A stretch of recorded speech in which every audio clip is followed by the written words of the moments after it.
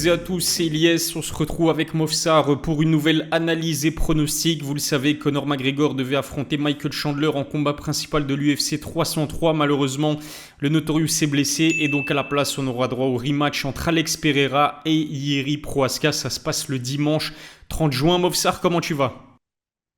Ça va super et toi, Elias? Ça va très très bien, Alhamdoulilah, il commence à faire beau, ça fait plaisir. Mofsar, quoi de neuf depuis ton dernier combat? Est-ce que, ouais, j'imagine que tu continues les entraînements?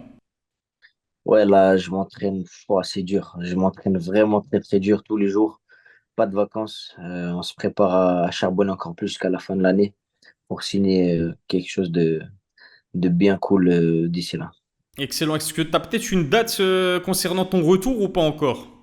Ouais, normalement, je reviens le 4 octobre à l'AEF, encore une fois. Excellent. Donc voilà, c'est la prochaine date.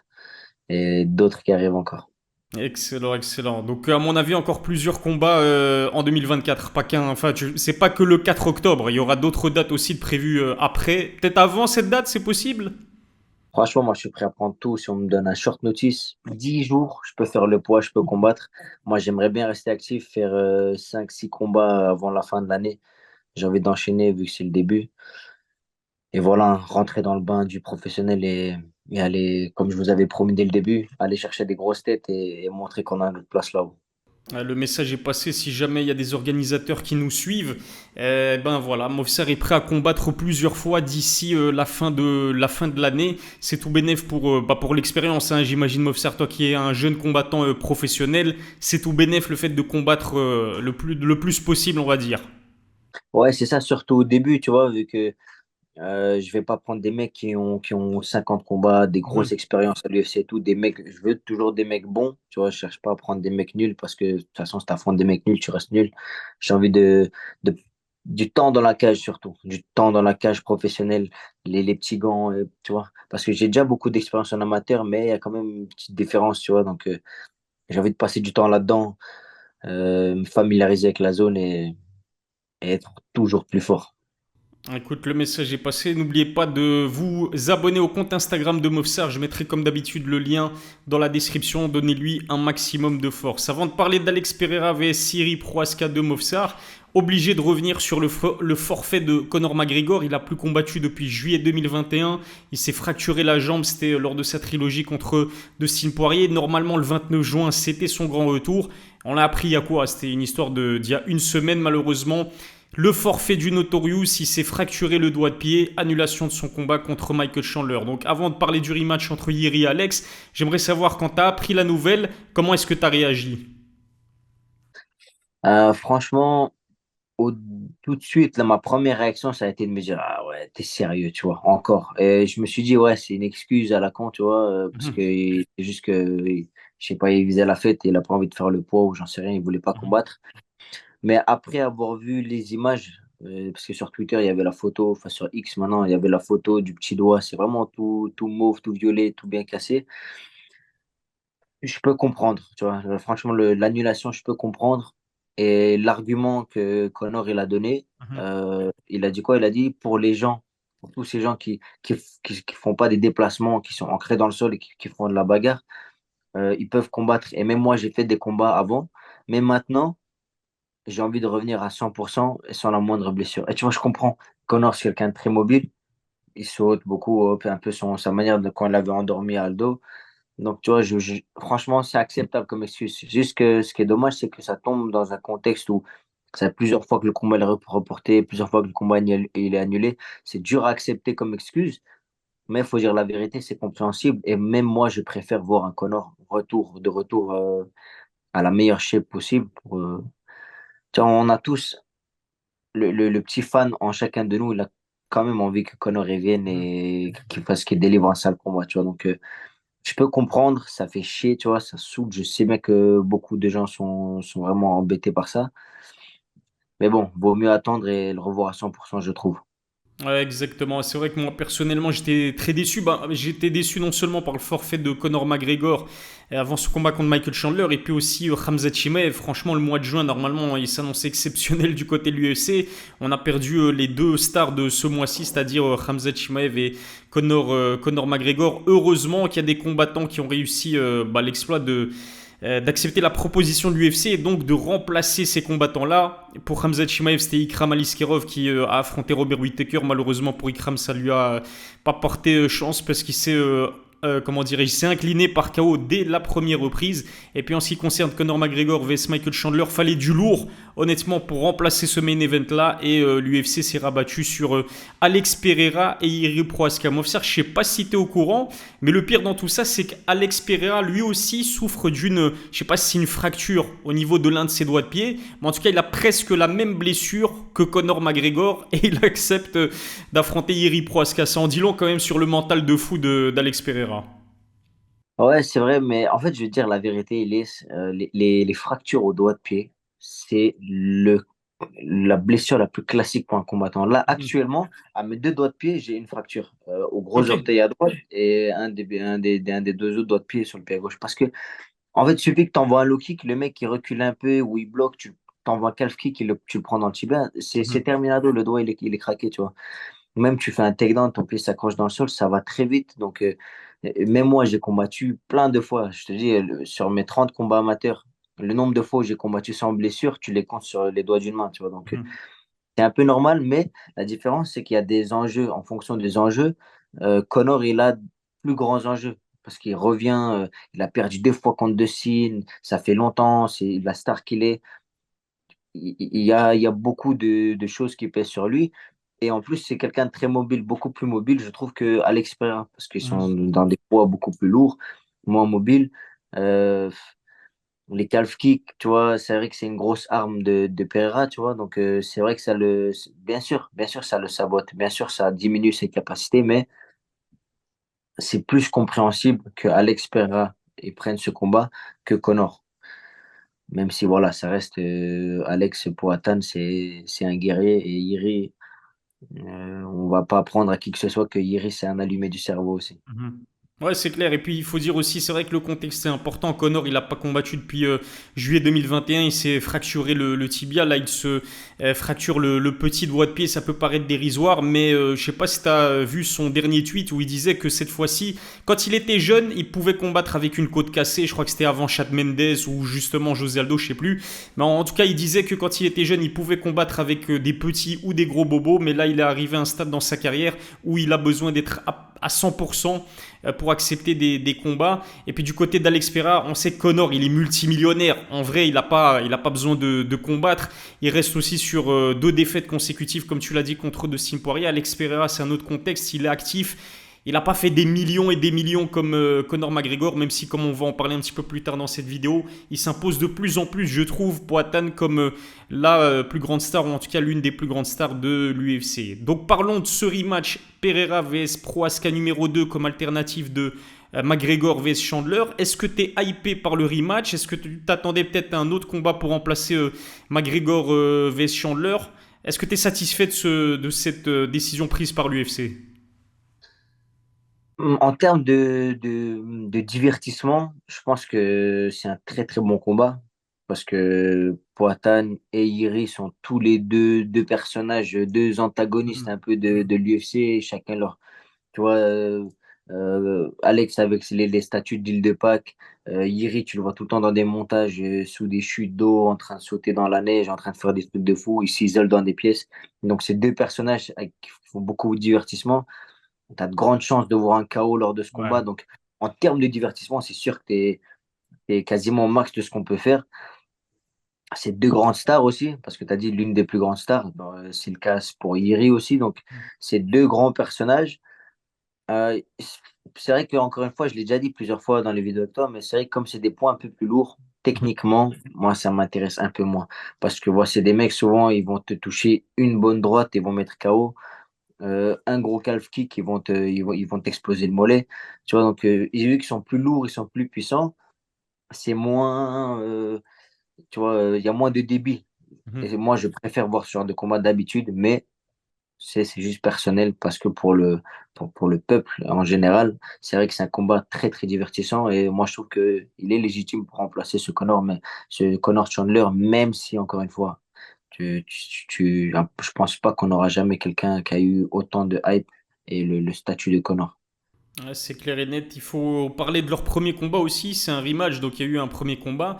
Il s'est déroulé il n'y a pas si longtemps que ça, hein. Je ne sais pas si tu t'en rappelles, c'était novembre 2023. Alex Pereira s'est imposé par KO technique au deuxième round après des gros coups de coude, des gros coups en grande hand aussi qui ont poussé Marc Goddard à mettre un terme au combat. Qu'est-ce que tu as pensé de ce combat? Est-ce que toi aussi tu trouves que c'était, on va dire, un stop assez prématuré de la part de Marc Goddard?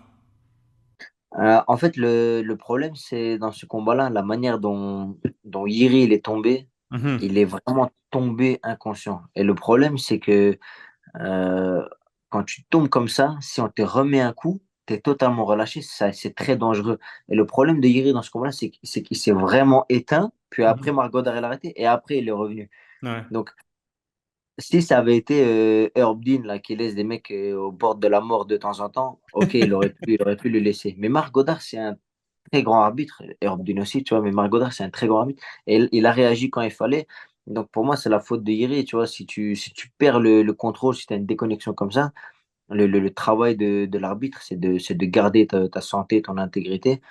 Parce que tu vois, c'est une très grosse responsabilité sur lui aussi. Imagine, il le laisse. Il reprend un autre coup, il est déconnecté Mhm, encore plus. Les gens vont dire, ouais, Marc Goddard, même Dana White, il va dire qu'il est fou, quoi.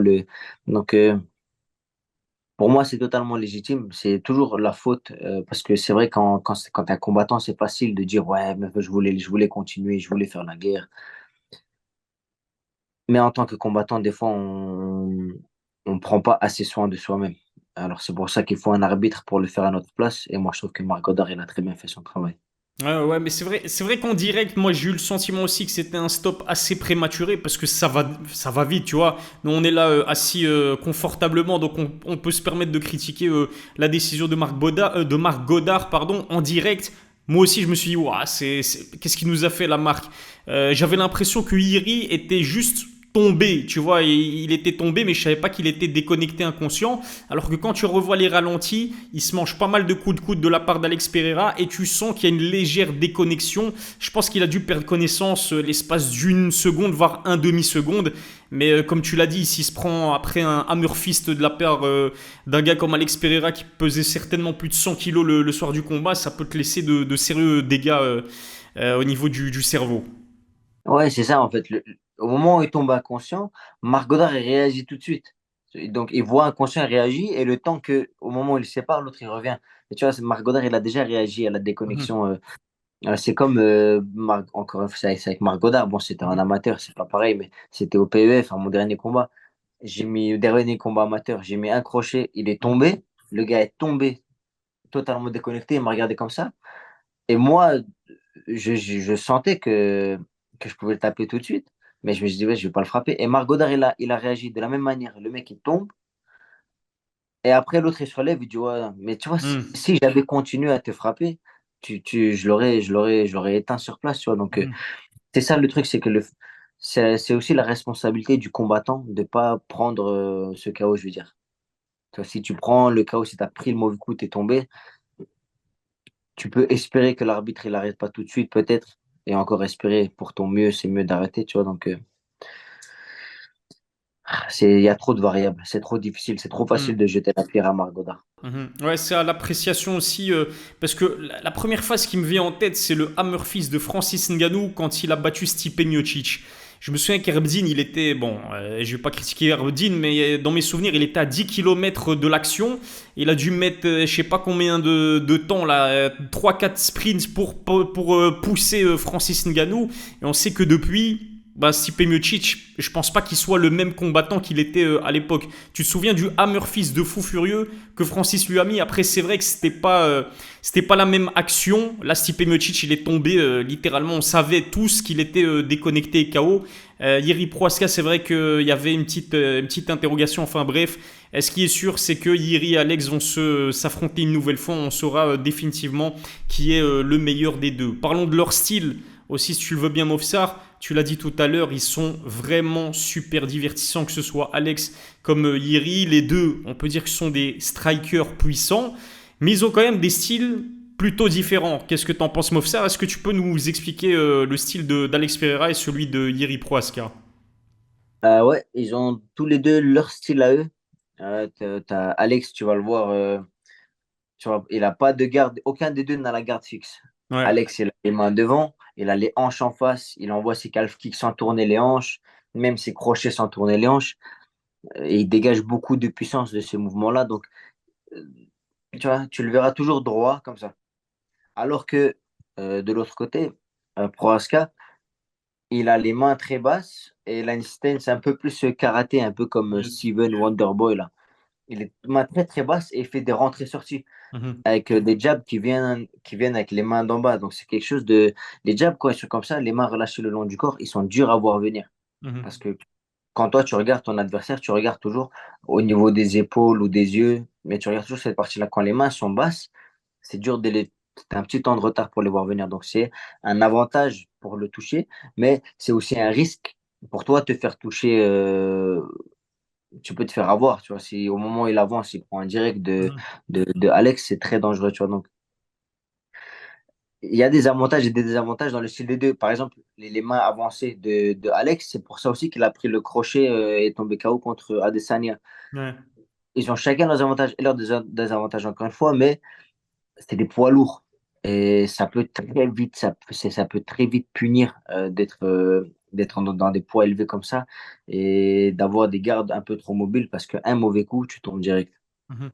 C'est clairement ça. J'ai pris des notes hein, tout à l'heure. Je regardais les combats de Pereira et de Yuri Prohaska pour préparer cette analyse. Je dirais que Pereira, il est plus technique, plus gros fight IQ. Euh, Ça s'explique aussi par son, comment dirais-je, par son expérience de fond au Glory Kickboxing. Hein, je le rappelle, premier double champion de l'histoire du Glory Kickboxing. Je dirais qu'il peut mettre aussi KO sur un seul coup. Généralement, on sait que ça vient son crochet du gauche et qu'il utilise énormément les low kicks. Pourquoi est-ce que je dis qu'il peut mettre KO sur un coup? J'ai l'impression que c'est un petit peu moins le cas du côté de Yuri Prohaska, même si tout le monde va me dire mais Elias, est-ce que tu as vu son combat contre Dominique Reyes? Évidemment, coup de coude retourné, c'était beau. Mais je veux dire, généralement, Yuri, c'est pas le genre de gars qui te met un coup et tu fais dodo, alors qu'on sait qu'Alex Pereira, c'est le cas. Yuri, il est plus brouillon, il est plus imprévisible, il est créatif. Aucune défense, par contre, comme tu l'as dit, il baisse ses points, mais ça fait en sorte qu'il est aussi imprévisible. Je regardais son premier combat contre Alex Pereira, à un moment donné, il est là, il fait genre, il va tenter l'amener au sol, et puis il remonte avec un uppercut. Tu comprends rien en fait, tu sais pas ce qui va se passer avec Yuri Prohaska, il est intimidant, il est très agressif, et c'est un peu un bourrin, donc je trouve qu'au niveau Fight IQ, il est derrière Alex Pereira. Qu'est-ce que t'en penses? T'es d'accord avec moi? Je sais, moi je pense que c'est logique parce que l'expérience en kickboxing de Pereira, elle est incroyable, elle est monumentale même. Double champion du Glory, alors que lorsque le Glory est à son prime, il a une très très grosse expérience en striking, donc fatalement il va avoir plus de mécanismes, plus de fight IQ en striking. Mais encore une fois, l'imprévisibilité de Yuri, Mhm. elle est très très dangereuse. Les combattants imprévisibles comme ça, ils sont très durs à contrôler. Ceux qui font un peu du dirty boxing, c'est presque du dirty boxing ce qui fait, je dirais comme, un peu comme Sean Strickland. Tu vois, Ouais. Strickland, il gagne des combats, il fait ça, il envoie des front kicks de tous les côtés. C'est des combattants durs à maîtriser, durs à lire. Ouais, tu peux pas Et, anticiper ce qu'il va faire en fait. ouais, c'est ça. Et en fait, et moi, ce que je trouve que là où Alex pourrait se faire avoir, c'est que on a vu par le passé qu'il peut avoir un menton pas très, tu vois, pas très résistant, Pereira. Il a pris beaucoup de coups, etc. Donc, un mauvais coup bien placé sur un bon timing, il y a moyen que Iri il l'éteigne bien. Mais même si, comme tu as dit, moi je suis d'accord aussi avec ce que tu as dit tout à l'heure, et c'est un des points dont je voulais parler, c'est que pour moi, Iri, il a la force pour sonner bien, tu vois, pour bien sonner l'adversaire, mais il lui Mhm. faut plusieurs coups pour terminer. Ouais, Alors que le grand danger chez Alex, c'est que chacun de ses coups fait beaucoup de dégâts. Que ce soit les calf kicks, les crochets à la tête, la manière dont il a éteint Hill, tu vois, il est très très dangereux en toutes circonstances. Tu peux pas te permettre de prendre le moindre coup. Et le problème, c'est que Yiri, il prend plein de coups. ouais. Donc, à voir. Ça peut aller d'un côté comme de l'autre. C'est pour ça que c'est super intéressant ce rematch entre Alex et Iri. Tu viens de nous parler des styles respectifs de Iri et Alex. En fait, on a eu une démonstration de leur style bien comme il faut lors de leur précédent combat. Alex Pereira, il s'est imposé contre Jamal Hill. Franchement, la scène, là, la phase où il dit à Herb Dean après le coup illégal qu'il s'est mangé dans les parties, quand il dégage Herb Dean, j'étais mort de rire. Une seconde après, il rentre son crochet du gauche. Jamal Hill tombe et puis il le termine en grand endpoint. Et puis, pareil, j'ai éclaté de rire. Ben attends, je pense que c'était la même soirée. Hein, Yuri Prohaska Rakic et Alex Pereira. Attends, je vais vérifier ça. UFC 300. Ouais, ouais, c'était ça en fait. C'était lors de la même soirée. Donc, la façon avec laquelle Yuri a battu Rakic, j'étais mort de rire. En fait, Rakic a utilisé la même stratégie qu'Alex Pereira. Donc, il a misé énormément sur les low kicks, les calf kicks. Mais le problème, c'est qu'Iri, il a une résistance à la douleur qui est juste folle. Il a un mental d'acier. Et je trouve personnellement, dis-moi si t'es d'accord avec moi, mais je trouve que Rakic, il s'est fait intimider par la pression et l'agressivité d'Iri. Donc il lui a mis ses meilleurs coups, que ce soit avec son anglaise, que ce soit avec ses low kicks. Iri n'a pas arrêté une seule fois d'avancer vers lui mettre une grosse pression, l'acculer contre la cage. Je pense il a montré un petit signe de fatigue aussi, Rakic. Et puis Iri a réussi à finaliser Alexander Rakic. C'est un truc de fou en fait. Ouais, dans ce combat-là, Iri, il a fini par prendre le dessus. Il a fini par briser mentalement C'est Rakic. ça, ouais. Pourtant, au début, Rakic touchait très très bien Iri. Il a très bien touché sur des gauches-droites, les calf kicks, il les a tous pris. Mhm. Euh, ouais, franchement, au début, je me disais, ah ouais, chaud. Iri, il risque d'avoir très très chaud. Et il rentrait dans la bagarre. Il était collé à lui à 10 centimètres de sa tête, avec les mains sur les cuisses, et il envoyait des coups. Je me dis, oh, il a pété les plombs, quoi. Tu vois, une bagarre de fou. Et ça finit par avoir raison de Rakic. Et au deuxième round, je pense que c'est au deuxième round, il l'a bien Ouais, c'est touché. ça. Il a bien touché et il l'a finalisé très violemment d'ailleurs. Donc, ouais, il est dangereux. Il est vraiment dangereux. Il fait très peur. T'as l'impression que tiens, t'es le grand frère à Ragnar en face de toi, tu vois. De fou. C'est un viking allumé du cerveau. Donc, big, il est musclé, il est gonflé de partout. Donc, grosse puissance, imprévisible. Donc, obligé, t'as pas le temps d'être relâché et t'as pas le droit d'avoir un mental un tout petit peu fragile contre ce mec-là, sinon tu vas le payer très cher. Parce que même contre Alex Pereira, hein, le premier round, il lui mettait une giga pression. Moi, perso, j'avais peur pour Alex Pereira. Attends, non, c'était pas dans le premier round. Il me semble que c'était dans le début du deuxième round où Iri met tellement une accélération qu'Alex Pereira, il se retrouve dos contre la cage. C'est un truc de faux. Donc, il suffisait qu'il l'isole dans un coin, il le connecte. Ça peut tomber d'un côté comme de l'autre. Donc, ouais, vraiment, Iri, de par son style peu orthodoxe et de par son état d'esprit, je pense qu'il fait peur à tout le monde. Parlons aussi, j'ai oublié de revenir là-dessus. Mais tu te souviens du face-à-face juste avant le combat, ils se sont regardés pendant 3 minutes sans cligner des yeux. C'est des malades, ces deux-là. Ouais, deux antagonistes, je t'ai dit. On dirait que tu as été chercher le méchant dans Star Wars et le méchant dans Seigneur des Anneaux. Tu les as mis Ouais. dans un film et c'est le main event de l'UFC. Donc, ouais, je te dis, que demande le peuple? En termes de divertissement, tu as du grand cinéma. En fait, Iri, pour moi, sa plus grande arme, c'est le fait qu'il soit complètement allumé du cerveau. De fou. En fait, tellement allumé dans son cerveau qu'il a peur de rien, de personne. Il fait la même chose avec tout le monde. Je suis sûr qu'à la salle, ce mec-là, tu le mets contre un nouveau qui vient d'arriver, il va faire la même chose que tu le mets contre Ngannou. Il va quand même te faire la bagarre, il va arriver comme un ouf. C'est quelque chose de très dangereux et c'est très sous-estimé dans le milieu du MMA, rien que le côté mental. Tu as des mecs qui, techniquement, ils sont moins bons, le cardio, ils sont moins bons, mais ils vont te gagner des combats rien qu'avec le caractère. Ouais. Et par exemple, celui qui me vient en tête quand je dis ça, c'est Mokaev, par exemple. Mhm. Pour moi, Mokaev, depuis qu'il est à l'UFC, il fait que gagner par le caractère. Mhm. Chaque fois, il est dans des situations, des clés de genoux, des clés de bras, des triangles, il est en train de mourir. Chaque fois, il gagne avec du caractère. Le caractère, c'est très, très fort.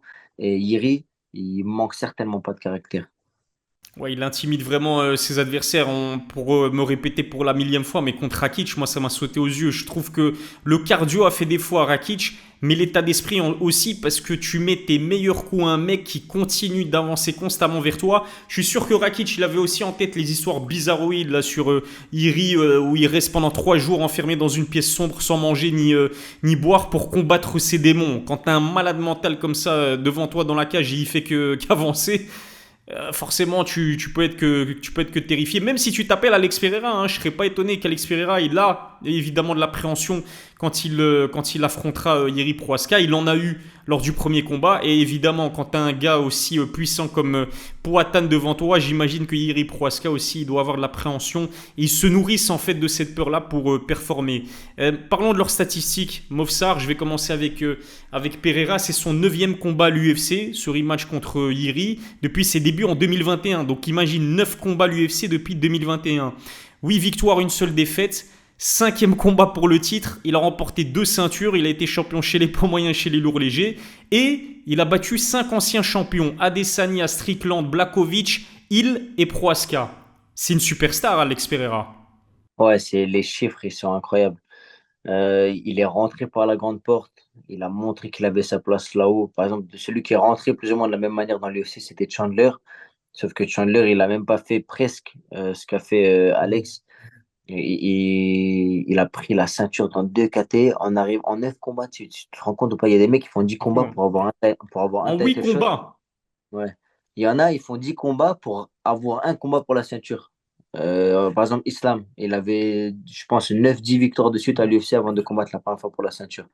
Donc, ouais, il est arrivé, il a roulé sur les KT dans lesquels il était à l'UFC. Et j'ai l'impression qu'il continue de le faire. Tu vois, en étant celui qu'il est, et il prend des short notices comme ça pour remplacer des combats. Tu vois, non, c'est un personnage. C'est un personnage qui fait beaucoup de bien à l'UFC, ça c'est sûr. À l'UFC et au peuple qu'on est, qui aime le divertissement. Non, c'est clair. Et c'est vrai, tu fais bien de le signaler. Je ne l'ai pas assez souligné depuis le début de cette vidéo, mais c'est un short notice.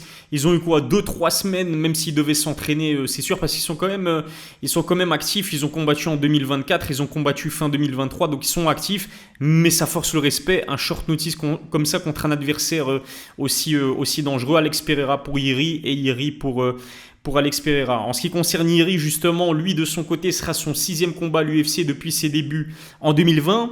Premier à avoir battu Volkanos Demir par KO et Dominique Reyes aussi, si je ne dis pas de bêtises. Mais imagine tes 2 premiers combats, tu mets KO Volkanos Demir, qui revient pas mal là à l'UFC, et Dominique Reyes pardon, qui à l'époque c'était une terreur à l'UFC. Il soumet ensuite Glover Teixeira, donc il soumet un pratiquant de BJJ extrêmement expérimenté et dangereux pour devenir le nouveau champion des lourds légers. Malheureusement, ce qui lui a porté préjudice, en fait, c'est sa grave blessure à l'épaule qui l'a poussé comment dirais-je, à rendre sa ceinture vacante. Qu'est-ce que j'allais dire? Oui, sa défaite contre Alex Pereira, c'était sa première défaite depuis 2015. Et depuis, il a pulvérisé Alexander Rakic. On peut dire que c'est aussi un combattant non seulement prometteur, mais aussi extrêmement populaire à l'image d'Alex Pereira, Jiri Prohaska. Ouais, c'est ça. En fait, ce qui fait la graine des grands champions à l'UFC, c'est non seulement qui ils sont dans la cage, mais aussi les personnages qui sont à l'extérieur. Et tu vois, quand ils combattent pas, un peu comme par exemple Merab, tu vois, Merab, tu le vois souvent avec ses blagues il fait des réels, il est marrant. Euh, Sean O'Malley, tu le vois souvent parce qu'il fait tout le temps des vidéos et tout, il fume, il frappe. Et la même chose, tu vois des mèmes, tu vois des vidéos drôles, rien à voir avec le MMA. Tu vas voir Iri qui sort, il saute dans l'eau. Tu vas le voir tu vois, des mèmes et pour atteindre la même chose. Tu vois des trucs, tu vois des images, rien à voir. Des gens, ils ont jamais fait des MMA. Et tu vois la tête d'Alex Pereira avec les statues d'île de Pâques. En fait, c'est des personnages qui font beaucoup de divertissement dans la cage et à l'extérieur. C'est ça qui fait que c'est des gens avec des grosses communautés. Tu les vois sur TikTok, sur Instagram, sur Twitter, tu les vois partout. C'est des personnages publics, c'est des grosses personnalités publiques. Et c'est pas juste tu vois, c'est pas des youtubeurs. Ils font du divertissement et de la bagarre. Donc, des grandes stars, ça, c'est sûr. C'est clair, et j'ai oublié une statistique aussi en ce qui concerne Iri, 30 victoires en carrière, Movsar, 26 de ces 30 victoires par KO TKO, 3 par soumission. Donc en fait, si je ne me trompe pas, sur ces 30 victoires, il y en a une seule qui s'est faite à la décision. Sinon, c'est que des finishes. C'est que des finishes. Et même quand il perd, en fait, il perd par finish. Donc, une défaite à la soumission à son actif et 3 défaites par KO TKO. Donc, tu sais que qu'il gagne ou qu'il perde, tu vas être diverti par Yeri Prohaska. Il me reste une dernière question à te poser avant qu'on passe au pronostic. Mais qu'est-ce que Yeri Prohaska doit corriger pour prendre sa revanche face à Alex Pereira et récupérer son titre de champion des lourds légers? Pour moi, la manière la plus safe, la moins dangereuse pour que Yuri batte Alex, ça serait de faire un combat ennuyant, de faire un combat très contrôlé à base de gestion de distance, de rentrée, de sortie. Même si je pense qu'il y a très peu de chances que Yuri fasse ça. C'est le Et problème. la raison pour laquelle je dis ça, c'est parce que Alex est trop dangereux avec sa puissance. Yuri, il bloque pas du tout les calf kicks, en tous les calf kicks.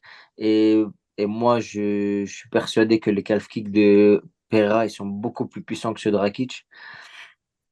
Le crochet, tu le prends une fois, il y a moyen que tu n'en prennes pas deux. Donc, il est beaucoup trop dangereux pour pouvoir faire sa bagarre habituelle, tu vois. Mais je pense qu'il va quand même faire sa bagarre habituelle. Et du coup, là, on rentre dans un combat à double tranchant. C'est un style où c'est le premier qui va se faire cueillir des deux qui va tomber. Et le problème dans ce style-là, c'est que celui qui a un petit avantage de puissance, ça reste Pereira. Donc, c'est pour ça que pour moi, si je devais la jouer aux statistiques, à jouer à la sécurité, ça serait de gérer ce combat le plus intelligemment possible. Rentrer, sortir, il est très mobile, il est très très mobile, rentrer, sortir, il a une bonne allonge, déjà boum boum, gauche, droite, un petit low kick de temps en temps. Et s'il y a moyen, on va chercher un gros coup, on va chercher les takedowns. Il pourrait faire ce genre de travail-là, un travail de, on va le faire un combat ennuyant, tu vois, c'est un combat un peu à la Khabib, peut-être. Mais je ne mettrai pas un sou sur le fait qu'il va le faire. Donc, je pense qu'il va faire une bagarre comme d'habitude et espérer que c'est lui qui touche le premier. C'est ouais, c'est ça, c'est ce que j'ai noté aussi, hein. Pour moi, ils doivent vraiment miser sur les amener au sol parce qu'on l'a vu dans le premier round de leur premier combat. Première tentative d'amener au sol, il arrive à amener Pereira au sol, il le contrôle au sol. Il n'a pas eu le temps de lui infliger des dégâts parce qu'Alex Pereira s'est quand même relevé, j'ai pas envie de dire relativement vite. Il a pris quoi, 30 ou 40 secondes pour se relever pour atteindre, mais pour moi, Yeri, c'est le plus complet des deux, donc il doit vraiment miser sur les amener au sol. S'il a l'occasion de le faire, il doit miser aussi sur le grand endpoint pour infliger un maximum de dégâts à Alex. On sait que il a réussi à soumettre Glover Teixeira, ça en dit long quand même sur la dangerosité du BJJ de Yeri. Donc la jouer safe, amener Pereira au sol, lui infliger des dégâts en grande endpoint, potentiellement le soumettre, même si pour l'instant Pereira à l'UFC n'a jamais été soumis, hein. On sait que c'est principalement un striker, mais peut-être qu'il a fait de très très gros progrès au sol. On sait qu'il bosse avec Glover Teixeira. Il doit aussi faire attention aux calf kicks, comme tu l'as dit, essayer de les checker ou en tout cas de les esquiver. Malheureusement, pour les fans de Yeri Prohaska, on sait qu'il a un grain à la place du cerveau, je le dis pas méchamment, mais il s'en fout complètement. Et j'ai pas envie de dire qu'il a pas de stratégie non plus, mais c'est un samouraï, en fait, c'est un guerrier, il est là pour éteindre ou se faire éteindre. Donc ça m'étonnerait vraiment qu'il mise sur les amener au sol. On en aura la réponse le dimanche 30 juin, main event de l'UFC 303. Dernière question à te poser, Mofsar, c'est quoi ton pronostic pour ce rematch? Je pense que, vu qu'il risque de faire la bagarre, Mhm. euh, Poatan il est en danger, mais Yeri il est en danger aussi. Est-ce qu'il va faire que ma décision, je pense que celui qui va mettre le KO le premier, ça va être Poatan. Et ce qui fait que je pense plus vers Alex Pereira, c'est le fait qu'il ait plus de puissance et plus Mhm. d'expérience. Ouais. Donc je le vois mieux choper un meilleur timing dans les échanges. Je dirais que c'est un 70-30, un 70-30, en fonction de d'où vous venez. Je pense que voilà, celui qui risque de cueillir avec un bon crochet, parce que l'angle de son crochet, il percute là un peu bizarre, très dangereux. Iri qui prend beaucoup de coups. Donc voilà, je pense que Poatan risque de gagner par KO, je vais dire au deuxième round, en espérant que ça finisse pas trop vite. Donc voilà, je pense deuxième round, victoire de Pereira par KO. Ouais, je pronostique aussi une victoire par KO d'Alex Pereira. Moi, j'ai envie de dire dans le premier round, même si ça reste du 50-50. Donc, je serais vraiment pas étonné de voir Alex Pereira finir la tête la première au sol complètement inconscient. Parce que, comme on l'a dit, les deux ont de la puissance à revendre. Les deux sont dangereux, les deux sont agressifs. Je donne quand même un léger avantage à Pereira parce qu'au niveau du fight IQ, intelligence, discipline, il est devant Yiri. Mais Yiri est plus complet qu'Alex Pereira. Donc, avec un bon game plan et surtout avec de la discipline, et c'est ça qui va être compliqué du côté d'Iri, il pourrait vraiment infliger de très très gros dégâts à Alex Pereira. Mais mon pronostic, c'est KO premier round pour Alex qui va encore une fois tabasser la jambe d'appui de Iri et le contrer avec un énorme crochet du gauche. Voilà pour nos pronostics, voilà pour notre analyse. N'oubliez pas de vous abonner au compte Instagram de Mofsar, je vais y arriver, et vous abonner également à ma chaîne YouTube. N'oubliez pas également de nous donner vos pronostics dans les commentaires. Mofsar, comme d'hab, c'était un vrai plaisir. Prends soin de toi et à la prochaine pour une nouvelle analyse.